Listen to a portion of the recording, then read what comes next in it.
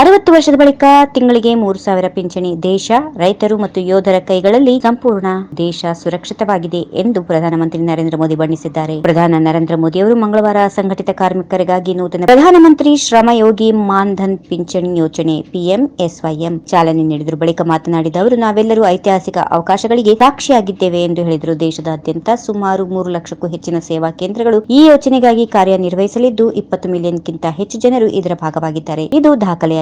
PMSYM 42 ಕೋಟಿ ಕಾರ್ಮಿಕರಿಗೆ ಸಮರ್ಪಿತ ಯೋಜನೆಯಾಗಿದೆ ಎಂದು ಪ್ರಧಾನಿ ಮೋದಿ ಹೇಳಿದರು. ಇಂದಿನ ಯೋಜನೆ ನನಗೆ ಒಂದು ಭಾವೋದ್ರಿಕ್ತ ಕ್ಷಣವಾಗಿದೆ, ಏಕೆಂದರೆ ಅಸಂಘಟಿತ ಕಾರ್ಮಿಕರ ಕಷ್ಟ ಏನೆಂಬುದು ನಾನು ವೈಯಕ್ತಿಕವಾಗಿ ಅನುಭವಿಸಿದ್ದೇನೆ. ಈ ಪರಿಸ್ಥಿತಿಗಳೇ ಇಂದು ಪ್ರಧಾನಮಂತ್ರಿ ಶ್ರಮಯೋಗಿ ಮಾನ್ಧನ್ ಪಿಂಚಣಿ ಯೋಜನೆಗೆ ಸರ್ಕಾರವನ್ನ ಪ್ರೇರೇಪಿಸಿತು ಎಂದು ಪ್ರಧಾನಿ ಮೋದಿ ಹೇಳಿದರು. ಫೆಬ್ರವರಿ 1ರಂದು ಮಧ್ಯಂತರ ಬಜೆಟ್ ಮಂಡಿಸುವಾಗ ಹಣಕಾಸು ಸಚಿವ ಪಿಯೂಷ್ ಗೋಯಲ್ ಅವರು ಅಸಂಘಟಿತ ವಲಯದಲ್ಲಿ ಕೆಲಸಗಾರರಿಗೆ ಪಿಂಚಣಿ ಯೋಜನೆಯನ್ನ ಪ್ರಾರಂಭಿಸಲು ಘೋಷಿಸಿದರು. ಈ ಯೋಜನೆಯಡಿಯಲ್ಲಿ ಕಾರ್ಮಿಕರಿಗೆ 60 ವರ್ಷದ ಬಳಿಕ ತಿಂಗಳಿಗೆ 3,000 ಪಿಂಚಣಿಯನ್ನ ಖಾತ್ರಿಪಡಿಸಲಾಗಿದೆ. ಅಂದರೆ ಕಾರ್ಮಿಕ ತಿಂಗಳಿಗೆ ₹100 ಈ ಯೋಜನೆಯಲ್ಲಿ ತೊಡಗಿಸಿಕೊಂಡರೆ ಸರ್ಕಾರವು ಅಷ್ಟೇ ಪಾಲನ್ನು ನೀಡುತ್ತದೆ. ಅಂದ್ರೆ ಕಾರ್ಮಿಕ 60 ವರ್ಷ ವಯಸ್ಸಿಗೆ ತಲುಪಿದಾಗ ಆತನಿಗೆ ತಿಂಗಳಿಗೆ ಕನಿಷ್ಠ ₹3,000 ಪಿಂಚಣಿ ದೊರೆಯುತ್ತದೆ. ಈ ಯೋಜನೆ ಸೇರಲು ಒಟ್ಟು 3.13 ಲಕ್ಷ ಸೇವಾ ಕೇಂದ್ರಗಳನ್ನು ದೇಶದಾದ್ಯಂತ ರಚಿಸಲಾಗಿದೆ. ಈ ಯೋಜನೆಗಾಗಿ ನೋಂದಣಿ ಪ್ರಕ್ರಿಯೆ ಫೆಬ್ರವರಿ 15ರಿಂದ ನಡೆಯುತ್ತಿದೆ. ಲೈಫ್ ಇನ್ಶೂರೆನ್ಸ್ ಕಾರ್ಪೊರೇಷನ್ (LIC) ಈ ಯೋಜನೆಯನ್ನು ಅಂತಿಮಗೊಳಿಸುವ ಜವಾಬ್ದಾರಿಯನ್ನ ಪಡೆದಿದೆ. LICಯ ದೊಡ್ಡ ಜಾಲವನ್ನ ಯೋಜನೆಯಲ್ಲಿ ನೋಂದಣಿಗಾಗಿ ಬಳಸಲಾಗುತ್ತಿದೆ. ಇದರ ಅಡಿಯಲ್ಲಿ ಅಸಂಘಟಿತ ವಲಯದ 18ರಿಂದ 40 ವರ್ಷ ವಯಸ್ಸಿನ ಅರ್ಹ ಕೆಲಸಗಾರರು ಅಳವಡಿಸಿಕೊಳ್ಳಲು ಅರ್ಹರಾಗಿರುತ್ತಾರೆ.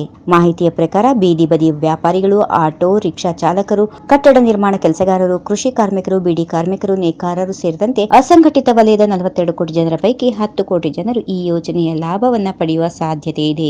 ಇದಕ್ಕಾಗಿ ಸರ್ಕಾರ ಆರಂಭಿಕವಾಗಿ ₹500 ಕೋಟಿ ಕಾಯ್ದಿಟ್ಟಿದೆ. ಅಗತ್ಯಕ್ಕೆ ತಕ್ಕಂತೆ ಈ ಮೊತ್ತವನ್ನು ಸರ್ಕಾರ ಹೆಚ್ಚಿಸಲಿದೆ. ಹಣವನ್ನು ಯಾವ ರೀತಿ ತೊಡಗಿಸಬೇಕೆಂಬುದು ಇನ್ನು ಸರ್ಕಾರ ಸ್ಪಷ್ಟವಾಗಿ ನಮೂದಿಸಿಲ್ಲ. ಆದರೂ NPS ಮಾದರಿಯಲ್ಲಿಯೇ ಇರಬಹುದು ಎಂದು ಹೇಳಲಾಗುತ್ತಿದೆ. ಕಾರ್ಮಿಕನೊಬ್ಬ ತನ್ನ 29ನೇ ವಯಸ್ಸಿನಲ್ಲಿ ಈ ಯೋಜನೆಗೆ ಒಳಪಟ್ಟರೆ ಆತ ತಿಂಗಳಿಗೆ ₹100 ತೊಡಗಿಸಬೇಕಾಗುತ್ತದೆ. ಅಷ್ಟೇ ಮೊತ್ತದ ಹಣವನ್ನ ಸರ್ಕಾರ ಪಾವತಿಸುತ್ತದೆ. ಆಗಾತ 60 ವರ್ಷದ ಬಳಿಕ ಅಂದ್ರೆ ತಿಂಗಳಿಗೆ 3,000 ಪಡೆಯುತ್ತಾನೆ. ಹಾಗೆ ಕಾರ್ಮಿಕನೊಬ್ಬ ತನ್ನ 18ನೇ ವಯಸ್ಸಿನಲ್ಲಿಯೇ ಈ ಯೋಜನೆಗೆ ಒಳಪಟ್ಟರೆ ಆತ ತಿಂಗಳಿಗೆ ₹55 ತೊಡಗಿಸಬೇಕಾಗುತ್ತದೆ. ಮೇಲ್ನೋಟಕ್ಕೆ ಈ ಯೋಜನೆ ಅಸಂಘಟಿತ ವಲಯದ ಕಾರ್ಮಿಕರಿಗೆ ಬಂಪರ್ ರೀತಿಯಲ್ಲಿ ಕಾಣಿಸುತ್ತದೆ. ಆದರೆ ಇದರ ಸ್ಪಷ್ಟ ರೂಪರೇಷೆಗಳು ಗೊತ್ತಾದಾಗಲೇ ಅದರ ಪೂರ್ಣ ಪರಿಚಯವಾಗಬಹುದು.